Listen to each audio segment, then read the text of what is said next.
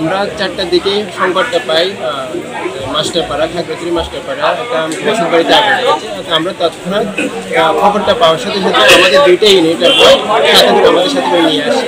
দেন সাথে করে আমরা আমাদের যে 5 কিলো ওয়াটার ট্যাঙ্কার থাকে এটা আমরা ডাবল লেআউট করে ডিভাইডিং করে আমরা প্রথমে এটাকে আসি।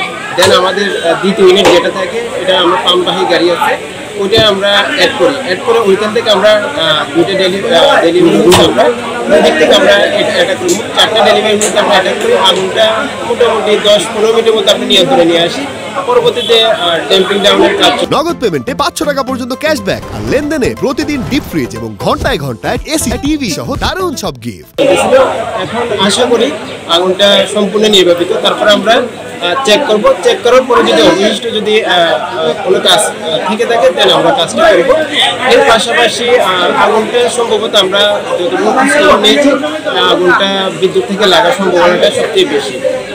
পরবর্তীতে তদন্তের প্রেক্ষিতে আমরা এটাও আমরা উদ্ঘাটন করবো।